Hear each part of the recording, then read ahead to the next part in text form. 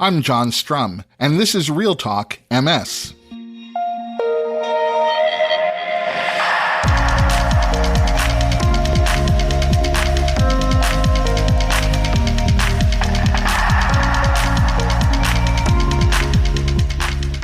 It's July 21st, and we have a lot to talk about. Pain and fatigue are two of the most common and challenging symptoms of MS, and what makes them doubly challenging and frustrating for people living with MS is the fact that both pain and fatigue are invisible symptoms. I don't think anyone needs to hear one more well-meaning friend or coworker explain that if they just got a little more sleep, they wouldn't feel so exhausted. But that's a conversation that way too many people with MS have to endure on a very regular basis. And the other aspect of pain and fatigue that make them such challenging symptoms is that these are the symptoms that can stop you from fully engaging in your life. At work, at home, with friends or family, pain and fatigue can get in the way. My guest today is Dr. Heidi Maloni. Dr. Maloni is a nurse practitioner and the National Clinical Nursing Director for the Multiple Sclerosis Center of Excellence East at the Veteran Affairs Medical Center in Washington, D.C. She heads up research and programs to further the understanding of MS and its impact on veterans while aiding in the development of treatments to manage the disease and its symptoms. And Dr. Maloni is an expert on treating pain and fatigue in MS. In fact, she's passionate about educating other healthcare professionals about the comprehensive management of pain in MS. Dr. Maloni is going to share some best practices for managing MS-related pain. We'll talk about some specific medications that can help manage MS-related pain. We'll get into the effectiveness of cannabis-based products for managing pain. And when we talk about fatigue with Dr. Maloni, we'll talk about how to get your friends and family to stop telling you that you're probably just tired and a nap will fix everything. But before we get to my conversation with Dr. Heidi Maloni, there are a few other things that you should know about.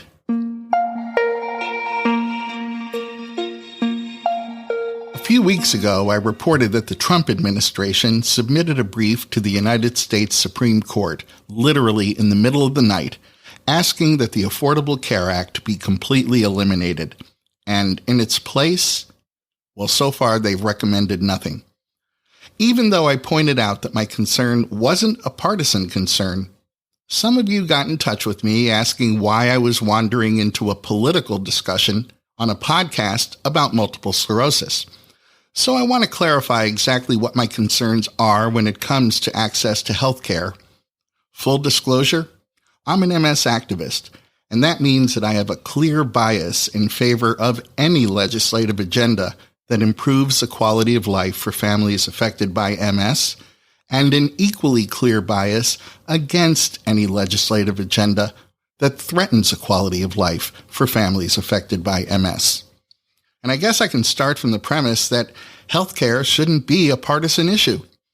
I like to think that there isn't anyone in our government who wants to see families and individuals who are already living with the challenges of a chronic illness like MS to have to worry about whether they can see a doctor or afford the medicine that will improve their lives.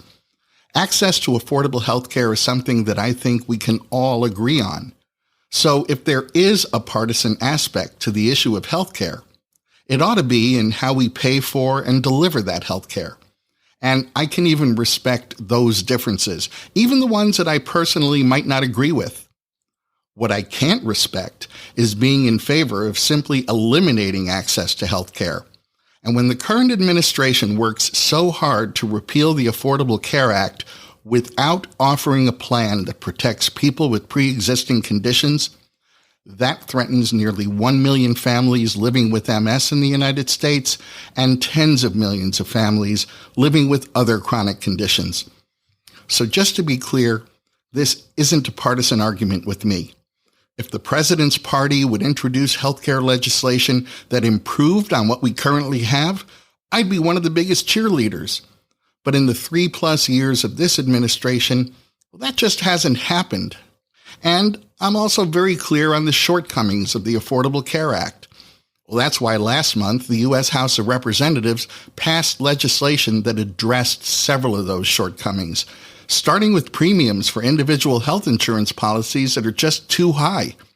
This legislation would limit the cost of health insurance premiums to a maximum of 8.5% of a person's income.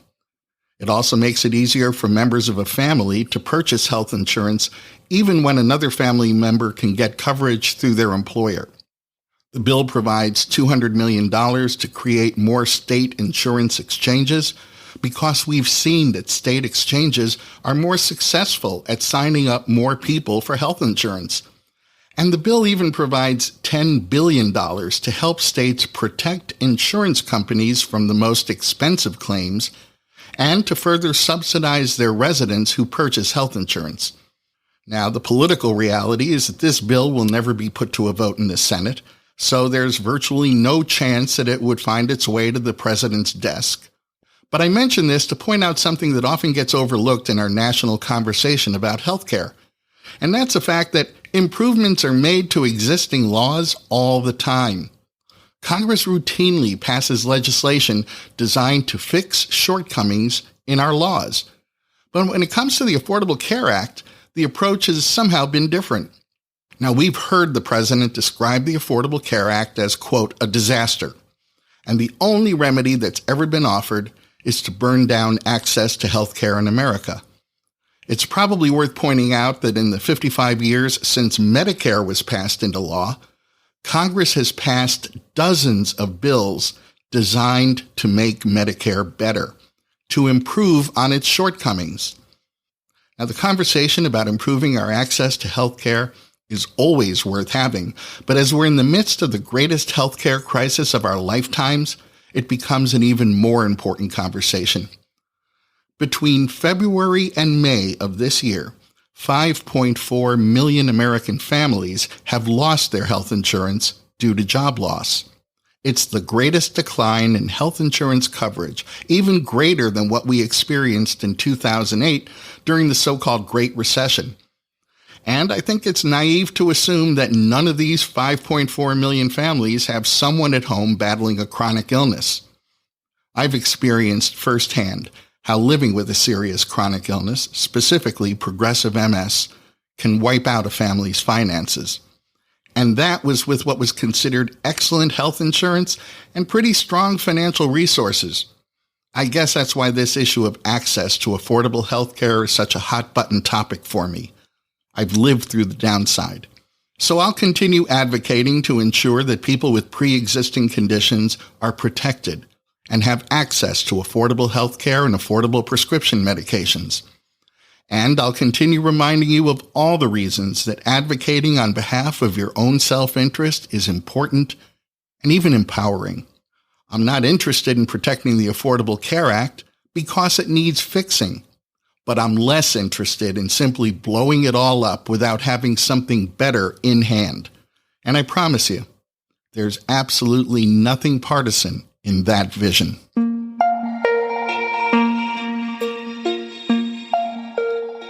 In last week's episode of Real Talk MS, I talked with Alexander Hardy, the CEO of Genentech, the manufacturer of Ocrevus. We covered a lot of ground during our conversation, and one of the things that Alexander brought up was the Chimes Study, a clinical trial that focuses on African American and Hispanic MS patients. This study is being designed to include input from African American and Hispanic MS patients in every aspect of the study itself, from recruitment strategies to the content of the materials being used in the study to the overall study design.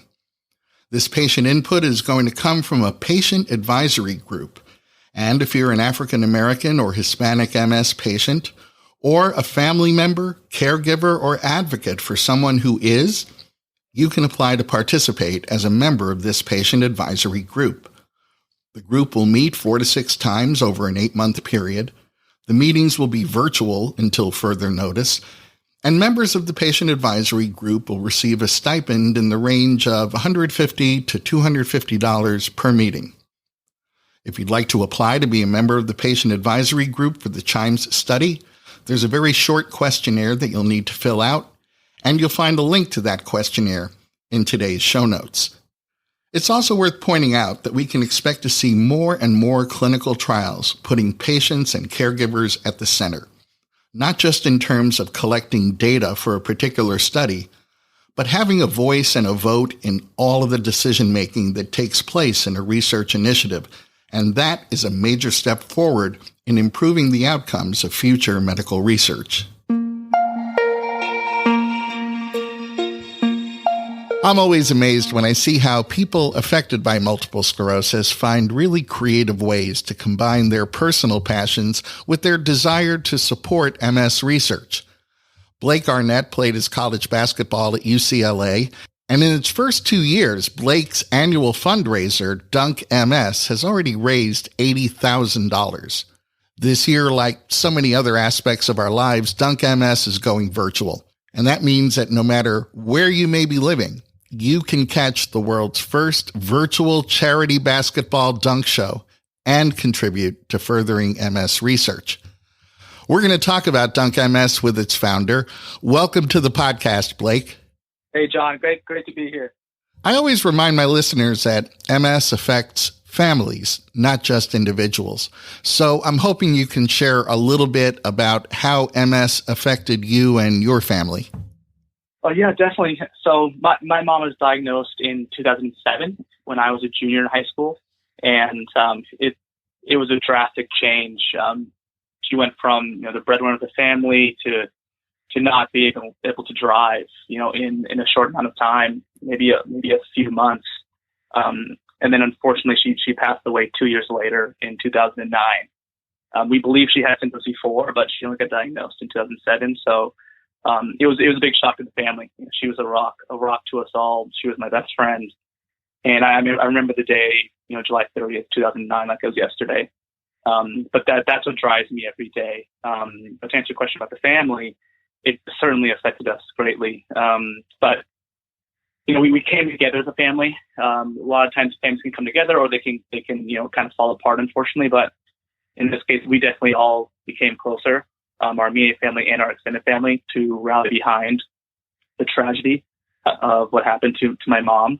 But I took this negative and turned it into a positive in Dunk MS. So we're here today, 11 years later, and I'm super excited to see where we're going in the future with Dunk MS. A lot of people do their fundraising by participating in events like Walk MS and Bike MS, but you came up with an event that showcases dunks from some of the world's top basketball dunkers. How did that all happen? Yeah, so we were doing Walk MS and Bike MS as a family in Orange County and San Diego ever since 2010. And I thought to myself, this is now in 2017. With my background in basketball, in sports coaching, and in entrepreneurship, why don't I create my own event and raise as much money as possible? And I think we raised about a couple $1,000s each year as a family. But I thought, I can do so much more. Let me think of a unique event and bring my skill sets together, bring my network together to create something new and exciting. And so that's when I came up with the idea of having a dunk show with a kids basketball clinic and sponsor tables, and really making a fun family atmosphere where we bring together the MS communities and the basketball communities. So I did about a year of research, a year of networking, and I came up with the idea, and we launched it in May 2018, and we raised $45,000 our first year, which blew my mind. So I had so much help, and I'm doing this all part time and not taking a dime. So it's been really amazing to see what came from my idea in 2017 to where we are now in 2020. I said this when I introduced you, but it bears a second shout out. In its first 2 years, Dunk MS has already raised $80,000, which is incredibly impressive for a new fundraising event.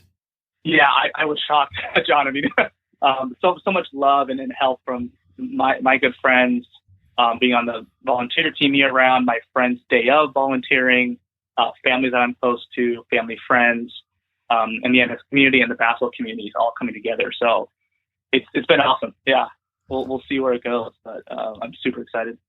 So let's talk about this year's virtual Dunk MS event. What are the details, Blake? Yeah, definitely. So our goal here is to do a have our pro dunkers come back. They're going to pre-record their dunks.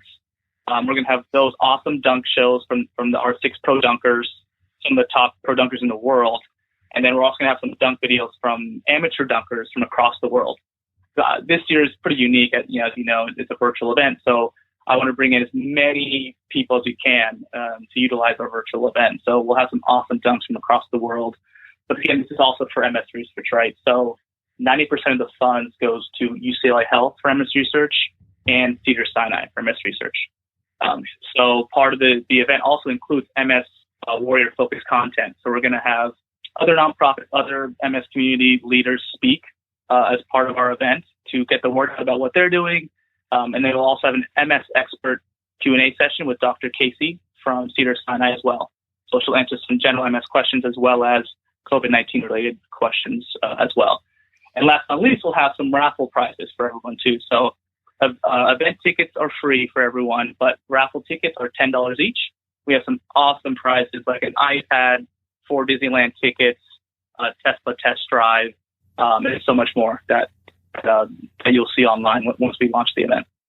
So how can people get involved? Where do they need to go? What do they need to do?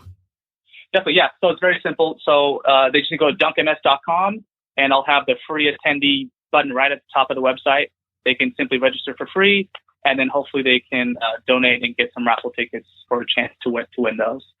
If they want to donate either their company or themselves personally, they can easily as well go to dunkms.com, and it'll have a donate button on the website as well.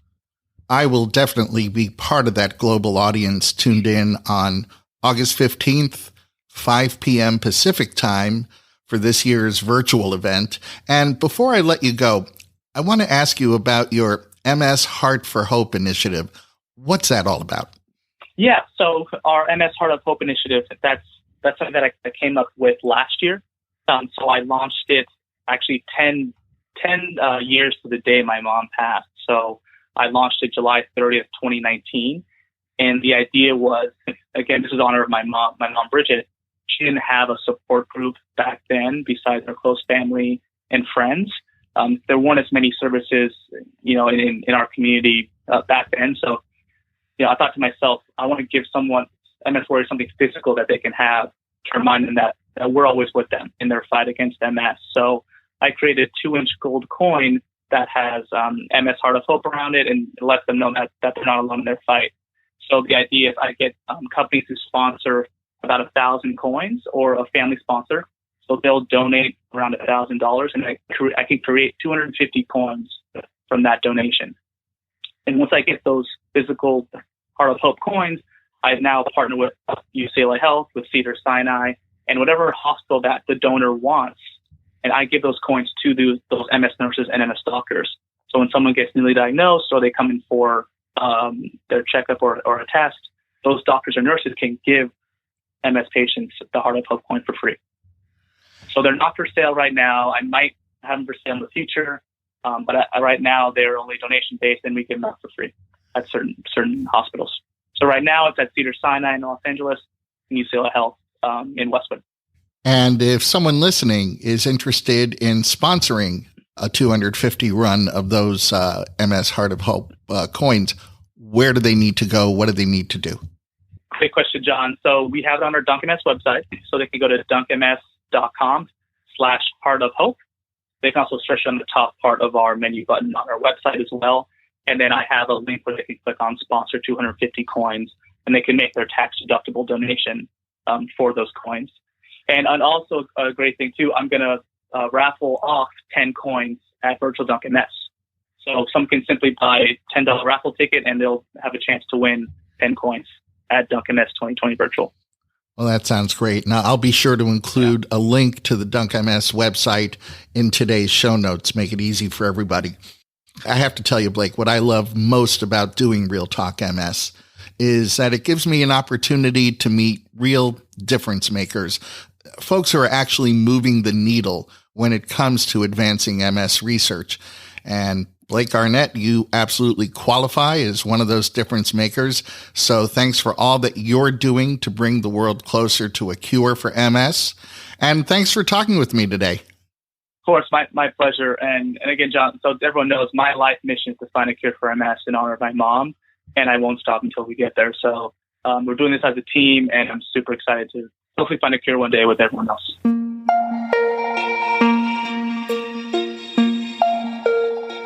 Shift MS is a social network for people living with MS. They're based in the UK, and Shift MS has distinguished themselves by producing really outstanding, dramatic short films that illustrate some of the challenges that are faced every day by people living with MS. And our friends at Shift MS have just released their latest short film called Sidecar. In this film, they explore a subject that they describe as the thing that nobody with MS wants to talk about. And that's the effect of MS progression. And it's not just the physical effect. The film really focuses on the psychological burden that accompanies new disease activity and progression. Like all of their work, this short film is worth watching. And if you're interested in checking it out, you'll find a link in today's show notes. As someone who is an MS caregiver for more than 20 years, I think that a caregiver's observations and perceptions can help healthcare providers and researchers gain a more complete 360-degree view of the things that a patient experiences. Our friends at the Accelerated Cure Project for MS are conducting a survey to better understand caregiver relationships with healthcare providers. So if you happen to be an MS caregiver or you know someone who is, I hope you'll encourage them to take a few minutes to complete this online survey. Caregivers can play a very important role in MS research, but only when they participate. And if you'd like to participate in this survey, you'll find a link in today's show notes. Pain and fatigue are two symptoms that are particularly challenging and frustrating for people living with MS. My guest today is Dr. Heidi Maloni. Dr. Maloni is an expert on managing these two invisible but potentially debilitating symptoms. And during our conversation, we'll cover some specific strategies that you can employ to better manage MS pain and MS fatigue. In a moment, we'll meet my guest, Dr. Heidi Maloni. My guest today is Dr. Heidi Maloni. Dr. Maloni is a nurse practitioner and the National Clinical Nursing Director for the Multiple Sclerosis Center of Excellence East at the Veterans Affairs Medical Center in Washington, D.C. She heads up research and programs to further the understanding of MS and its impact on veterans while aiding in the development of treatments to manage the disease and its symptoms. Dr. Maloni also serves as chairperson of the Institutional Review Board at the Washington, D.C. VAMC. Welcome to the podcast, Dr. Maloni. Thank you, John. I've heard that you're passionate about educating other healthcare professionals about the comprehensive management of pain in MS. Pain is common, but it can be tricky to deal with. First, it's invisible. So while someone may be experiencing significant pain, people around them can't see that. And that is really an ongoing frustration for a lot of people who are living with MS.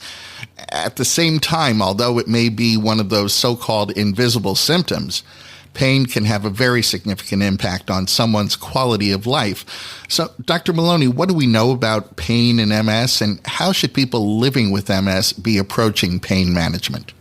That's a great question, John. And what we know about pain in MS is that it's central pain, meaning that the pain is caused by a lesion in the central nervous system. It's related to the multiple sclerosis. Now, that's one way of experiencing pain. Another way can be having lived with MS for a long period of time, when disability can cause musculoskeletal pain. So, for instance, the sitting in a wheelchair all day long can cause a little bit of pain on your backside.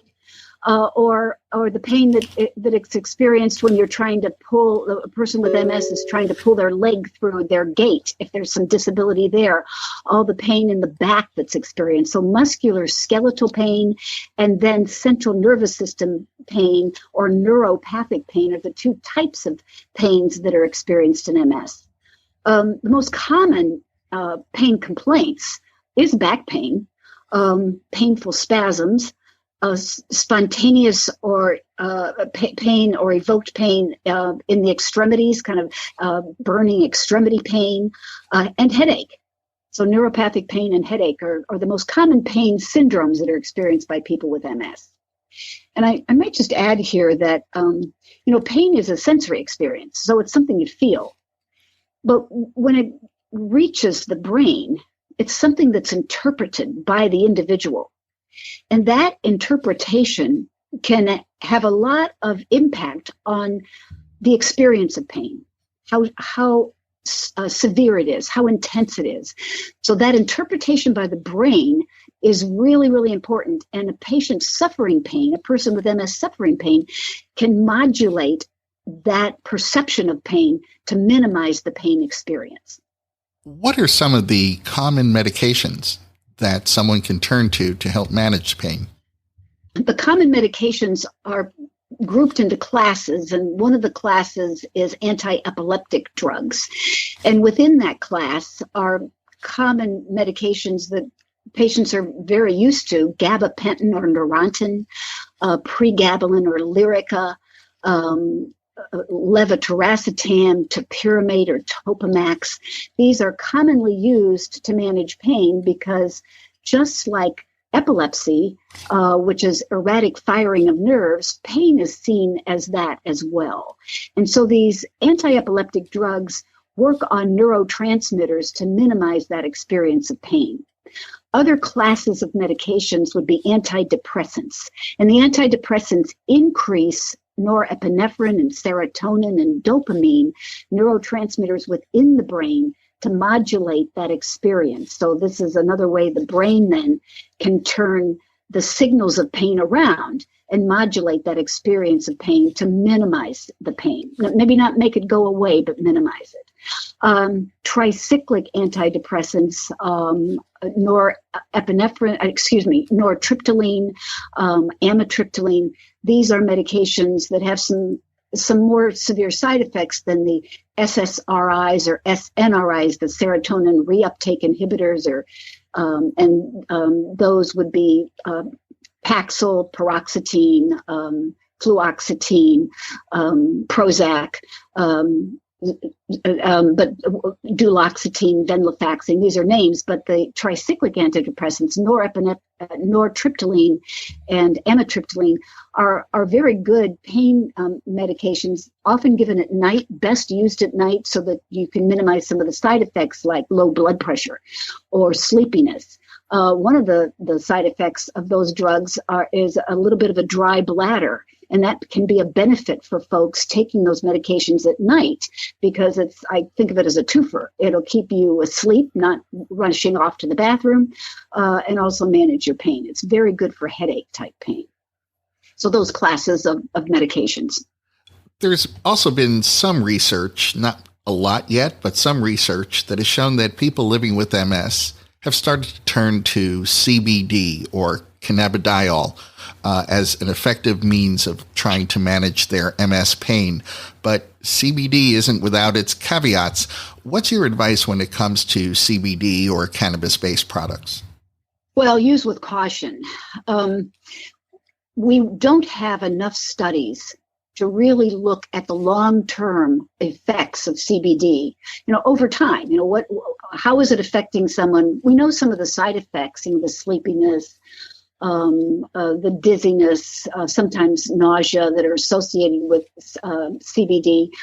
We know that cannabidiol, which is CBD, that portion of marijuana is the non-psychoactive portion, and it can cause some sleepiness, and it even can cause a little bit of dependence. But the THC, which is the psychoactive component, and both of those can affect pain, and we know that there are studies that patients say they affect their pain, and studies that show that they are effective for pain management, but we don't know over the long term if those studies are effective or what their side effects might be, and we've never compared them to prescriptive pain medications like gabapentin or Lyrica. We've never actually done some head-to-head trials to see which is the better modality. Is CBD a better modality? And then I must add a caution when someone has a medical marijuana prescription. and they go, 33 states in the District of Columbia are offering medical marijuana cards that are given by physicians, and that affords that person the ability to go to a vendor and purchase marijuana for medical purposes. And MS is one of those medical purposes that's approved.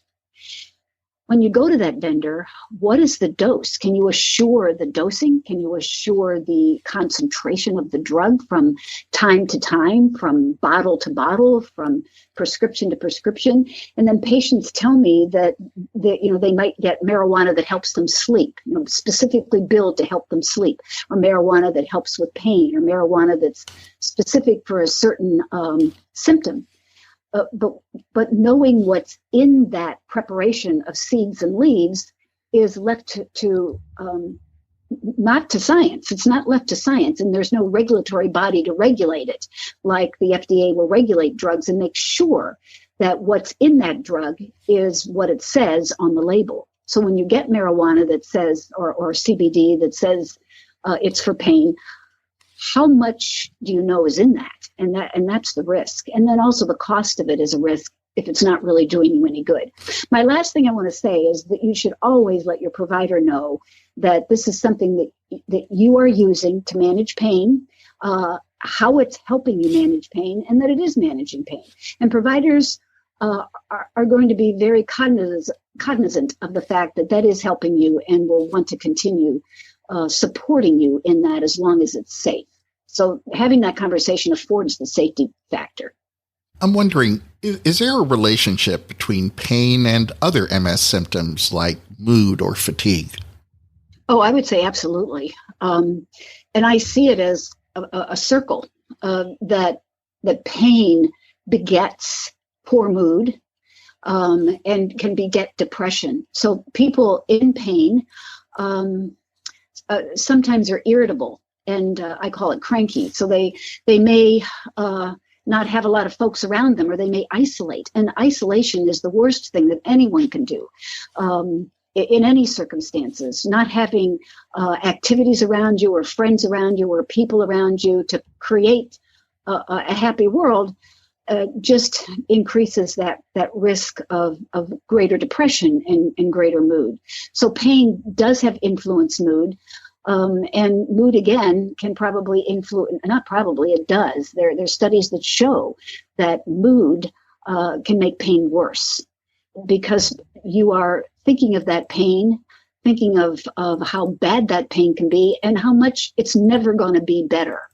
And when you get into that cycle, when a person gets into that cycle of thinking, my gosh, I'll never manage this, it will never go away, there's a catastrophe involved in that kind of thinking. And the more you think about it, the heavier it gets, and the more it snowballs into poor mood, anger, lashing out at others, and then further depression. So yes, they're all wrapped up, and they all need to be recognized and addressed. Well, since I just mentioned fatigue a moment ago, fatigue is one of the most common MS symptoms. It's another one of those invisible symptoms, and it's another one of those symptoms that can absolutely stop someone from fully engaging in other areas of their life. So I'd like to talk about fatigue for just a moment. How is MS-related fatigue different from, I guess, what I'll call non-MS fatigue? And how can people get their friends, family, and coworkers to stop telling them that they're just tired? Right. So those are two questions. And for the first question, how is it different from regular fatigue? MS fatigue has a tendency to be constant. It has a tendency to affect activities of daily living where folks can't participate. It has a tendency to always be there without exercise or an activity that would, in general, in another situation or in a normal person, cause tiredness. So everyone can remember exercising and being tired after that exercise, but that tiredness goes away. So in a sense, that's how they differ. The usual fatigue can come from exercise after a period of exercise, and then it goes away. But with MS, it doesn't usually do that. And your question about how to help family members recognize that they're not just getting away with not doing the dishes by saying they're tired, but to understand that this isn't a fault, that this is a symptom. And I think a serious conversation, sitting down with a family and having maybe a family discussion at the dinner table, or bringing a family member into your provider to discuss fatigue, or maybe offering pamphlets such as the MS Society offers, to have the family member read, to recognize that this fatigue is relegated to an MS lesion in the central nervous system, but that's exactly why it's happening. There are parts of the brain and the spinal cord where cytokines are activated, where parts of the brain, like the hypothalamus, is activated, that regulate rest and relaxation in the brain, and those are affected by the MS lesions. So the person can't help it. It's physiologic. So I think, John, I'll just mention here that I often think of fatigue as a sonata, where it has three parts. One part is the physiologic part, where there are lesions in the central nervous system. And the second part is just the fatigue that comes from deconditioning, just being weak and deconditioned and needing to bring yourself up to a level of conditioning. Physical therapists certainly help with that. Heat sensitivity is part of that second part of the sonata. Respiratory muscle weakness is also part of fatigue. If you're not breathing heavily, or not heavily, and breathing deeply or fully, you're going to feel tired. And then the third part is all the other stuff that goes along with instigating or promoting fatigue in a person, and that's medications. What medications is the person taking? Are they taking antidepressants? Are they taking hypertensive drugs? Are they taking antihistamines, which can promote fatigue? Is there depression going on? Is there an illness? Is there infection going on? Is there increased, like I said, ambient temperatures that occur with infections? Sleep. What is the sleep? That will, and pain again, can impact fatigue. Nutrition, poor intake of water throughout the day, all of that is part of the third part of the sonata that is part of stimulating fatigue. Let's talk for just a moment about ways to bring that sonata to a satisfactory end. Are there strategies that our listeners can use to help them manage their MS-related fatigue? Yes, absolutely. And I would start out by suggesting energy conservation. So when you get up in the morning, look at your day and what's happening throughout the day. What are the demands? What are things that you can not do? What are demands that you can have other people take care of? Prioritizing your activities. What should I do first? And maybe not do, when you wake up, you might feel it at your best. And the tendency is to get a whole lot done at the beginning of the day. Well, that may just drain you and you'll have nothing left for the rest of the day. So conserve that energy and prioritize the tasks and stretch them out over the whole day, so that by dinner time, you have enough energy to help your kid with the homework, or read a bedtime story, or supervise baths, or even cook. So that's part of energy conservation. And then doing things in energy conservation, like sitting down to take a shower. Why stand when you can sit? Why reach when you can scoot over and pull something? Have a wheeled stool in the kitchen where you could just move from place to place on wheels, rather than walk from place to place. Have things low and at good height for you. And then the next thing would be to recharge, rest and recharge, sleep. Have little power naps throughout the day. Set your clock for 10 minutes. Don't oversleep, because then you maybe will feel overtired and can't wake up. But just little power naps, and then do pleasurable activities. Put on some soft music, some really soothing and nice music that's restful. Watch a restful television show, or maybe do a little bit of mindfulness to kind of relax and rest, or yoga techniques that you can sit and take 10 minutes to just do those sorts of things. And then lastly, cooling. So cooling behaviors, making sure that your body is at a cool temperature, even inside and outside, wearing a cooling vest, cooling neck apparatus, and a hat and sunglasses when you're going out. Take a water bottle, fill it with water that you would spritz a plant with that has a spritz capacity, put it in the fridge or the freezer, get it nice and cold, and use it over your body, because convection is one of the fastest ways of expending heat from your body to manage that fatigue. Exercise and nutrition I want to talk about as techniques to manage. Exercise should be done because there are plenty of studies that indicate that exercise actually helps fatigue. Now, I know patients have said to me, when I exercise, I'm absolutely drained. Because I think they might think of themselves as weekend warriors, where they're doing everything at once and then they're so exhausted and floppy they can't manage. Exercise should be done no more than 5 minutes when you're first starting. So you're going to get on a cycle or do some aerobic exercise, no more than 5 minutes. Build that up over time. Do it every other day, not every day of the week. Combine aerobic exercise with stretching exercises, and then not just stretching, but weightlifting, some small weights, even soup cans. Just resistance training exercises are always helpful. Alternate those with aerobic exercise and work up to a situation of 30 minutes a day. Find a time, make a commitment. I'm going to do this. And when you start, it might be a time in the morning or lunchtime, but you pick a time when you're deciding. You set the goals, mark it on a calendar, mark it in a book. And if you can make it for 3 months with this kind of slowly escalating exercise, and you can do it for 3 months, it's a habit and you'll do it forever. Lastly, healthy behaviors, making sure you get enough sleep. As I said, good nutrition and good fluid habits, taking in fluids. These are all strategies to manage fatigue. Well, Dr. Heidi Maloni, thank you for all that you do every day to improve the lives of our veterans and to make sure that they're receiving the very best MS care. And thanks for talking with me today. Thanks, John. It's been a great pleasure. That's going to wrap up this episode of Real Talk MS.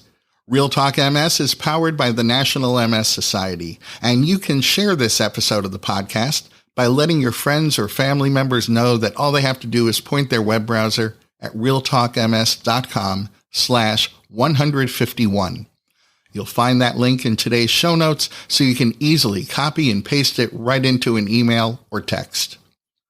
I don't think I have to tell anyone listening to this podcast that the COVID-19 pandemic has intensified and, in some cases, multiplied the challenges of living with MS, from having difficulty affording MS medications, to adjusting to increased isolation, to coping with the loss of your health insurance, not to mention the added uncertainty of wondering how you or your family might be personally affected by COVID-19. More than ever before, people living with MS need access to reliable information, support, and connection. We're witnessing that even during a pandemic, MS doesn't stop, and neither does the National MS Society. So they've established the National MS Society COVID-19 Response Fund to ensure that the Society can continue meeting the urgent and expanding needs of the MS community during these unprecedented times. During the pandemic, we've seen the MS Society create virtual programming and support groups literally on the fly so that no one has to face MS alone. They've created resources and provided information so that doctors and nurses can deliver the very best care. They've continued to amplify the voices of the MS movement to influence critical public policy decisions. And they've never stopped advancing research to find cures for MS. I know that these are financially tough times for a lot of people, but I'm asking that as you're able, please make a donation to support the National MS Society. To donate, you can text the word GIVE to 68686, and you'll get a link right to the MS Society's COVID-19 Response Fund webpage. Or if you prefer, I've created an online shortcut to get you to that same webpage, so you can visit realtalkms.com/COVID-19 Response Fund and make your donation. And you'll find that link in today's show notes. However you choose to contribute, please contribute today. It's never been more important. I'm John Strum. Thanks for listening. Stay safe and make healthy choices.